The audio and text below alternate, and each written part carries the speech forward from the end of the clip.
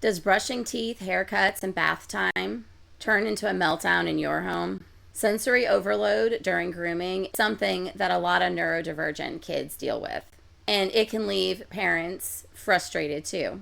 Today I'm going to share practical tips that have helped in our family to make grooming easier, calmer, and even a little fun. Raising neurodivergent kids is messy, beautiful, and a lot. I'm Mary Ellen Yates, and this is Growing Together, Neurodiversity at Home. Let's figure it out together. Okay, let's talk about brushing teeth. There's a couple of things going on here. For one, the sensation of the toothbrush itself, and also the flavor of the toothpaste. So with my kids, some of them like manual toothbrushes and some of them like electric toothbrushes. And then they all like toothbrushes with fun characters on them. So we try to look for those. And then for toothpaste, each of my kids has a different flavored toothpaste. My oldest likes mint, which is pretty easy to find. And my second son hates mint, will not eat any mint candy. He doesn't like anything flavored with mint. So we have found Hello brand that is strawberry flavored that he will use. And then my daughter likes the unicorn, which is a bubblegum flavor from the Hello brand also. But we had to play around with a lot of different toothpastes before we found one that would suit especially my second son, because the toothpaste also can't be too sweet or that bothers him too. And for learning to brush, the best way is to do it with them. Let's do our front, bottom, on the top, and go through that. Another fun thing that my kids liked was this timer. I think it was a monster timer. And you turned it on, and this monster did something slightly different each time, and it would show him brushing his teeth. So the more fun you can make it, and the more it's not an undesired task, the better. Bathing. Water can be overstimulating for a lot of kids, and then it's not just necessarily being wet, but it can also be the pressure of the water. And then it can just be the fact that some kids really just don't like to take baths in general, and they'd rather be doing other things. So for my oldest, he would just rather be doing other things. It's an undesired task. He can do it, and he does, but a lot of times getting him into the bathtub is the struggle. But then my second son, it took a while to get him in, but once we got him in, he would just lay in there and he would not do anything to himself. And so with the help of some of his therapists, we started working on grooming with him. So how they started off, just talk to him about taking a bath. They would talk to him about how long he should wash his hair, how long he should wipe each arm. They talked about the sequencing of it, about getting the washcloth first and then the soap and then rubbing it on his body. That took about a week of them just talking about it, nothing else. And then they moved on to the bathtub. And then from there, he started practicing those things and then deciding what kind of washcloth he wanted. Did he want a mesh sponge? Did he want a washcloth? Did he want to just use his hands? I had all the options available for him. And then instead of buying regular bath towels, I usually buy inexpensive, fun pool towels that have all these different characters on them. So then he gets to choose whatever character he wants for that day too. At this point, now that we tell him it's bath time and he goes, it's his towel and he does everything himself. So we've come a long way. Some other things to make it fun are bubbles, bath bombs, toys, or bath crayons. I personally don't like bath crayons because I have a hard time getting them off of the bath. But if they work for you, great. Or window cling things, they'll stick on the bathtub. And then one of the things my son is liking right now is he likes to listen to the Pokemon theme song while he is bathing. So whatever they like that makes it more fun, totally go for it. Let's have fun in this life. If you use scented products, you can play with the different scents that they want. Their shampoo or their body wash could even be a smell thing with why they're avoiding bath time. So try it all out and hopefully they're able to communicate what they like. But next, hair care. So this is in a couple of parts. For one, just regular brushing your hair. This was a hard skill for my second son for quite a while. It was hard for him to get to the back, and his occupational therapist worked with him. And then another therapist got him a special comb that doesn't pull hair, and it really helps my son do fun hairstyles with it. So he'll lip his hair or spike his hair, and we just let him do whatever he wants with his hair to have fun with it. For girls, good conditioners and detanglers and wide combs or wet brushes will help with the brushing of the hair because their hair tangles a lot. And then the other part of hair is haircuts. So for haircuts, this can be a whole nother ball of wax.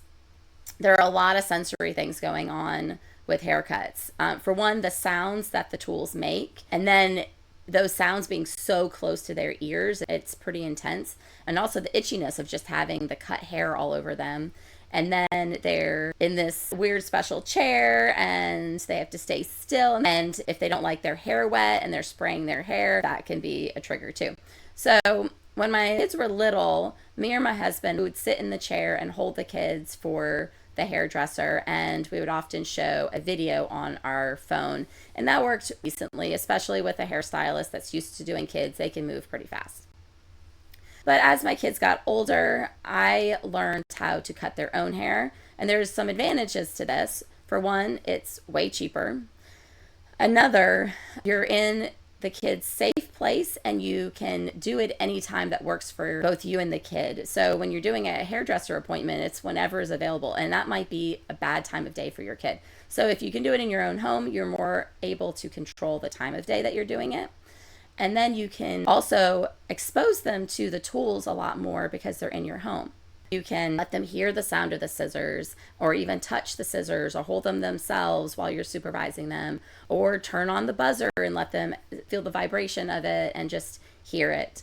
And you can do that for a while before you even try to cut their hair. Another thing you can do is show them videos of kids getting their hair cut and what's involved. So then they're seeing it before they're just having it done to them. So the more that they can mentally prepare, the better. For my kids, the itchiness of the hair is definitely hard for them. So there's a few things I do. I have a cape on them, and it kind of helps select the hairs. And then also I have a brush that I use, and I frequently will brush off cut hair that minimize the itchiness as much as possible. They're also allowed to have screen time, and haircut's going to take longer than 10 minutes. So they get some extended screen time. So that's a positive experience for them as well. And then afterwards, we immediately have them take a shower to get off any extra hair that fell on them. So skincare. I personally do not like lotion or sunscreen and all that. And even though I use them, I would hate them because they had a slimy feel. And my second son especially also, I noticed, really does not like those things. So the lotion that we found that works for us the best is CeraVe.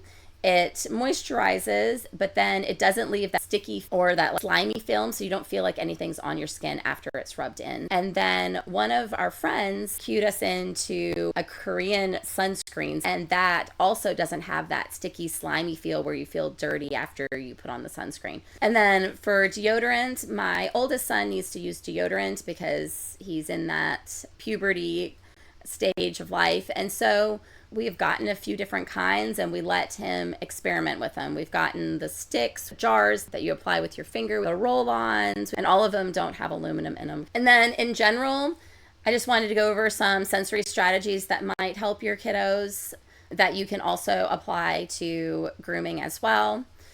First would be choice and control. The more choices we have and the more we feel in control, the less stressful it's going to be for everyone involved. Allowing them to pick which scent they like, or for their toothpaste, allowing them to pick what flavor works for them. Allowing them to have some autonomy and to make some choices helps them feel more respected. Allowing comfort supports, fidget toys, weighted blankets, weighted lap pads, or a favorite show or music in the background. So some of these can help the experience be more pleasant. Gradual desensitization. And I'm saying this with the goal of not traumatizing your kid. So really just expose them to as much as they can tolerate at a time, and continually working at these things. And with haircuts especially, just to slowly introduce these things in a respectful way that works for them and for you. And modeling, let them watch you do it first. So my second son was so difficult with brushing his teeth when he was little. We tried so many different things. And then we went to the dentist for an appointment, and he watched the dentist check out my older son's teeth first. And then my second son, who always gave us such a hard time, he just walked up, got on the table, opened his mouth, and let them do whatever they wanted. And then after that, he was fine with brushing his teeth. And I guess we never thought about modeling it with his older brother, but he just one time saw, oh, that isn't scary. That's all they're doing. And then we never had issues with him again, except for him not liking the taste of the toothpaste, which was totally fine. We could totally adjust with that. So I hope these tips have helped.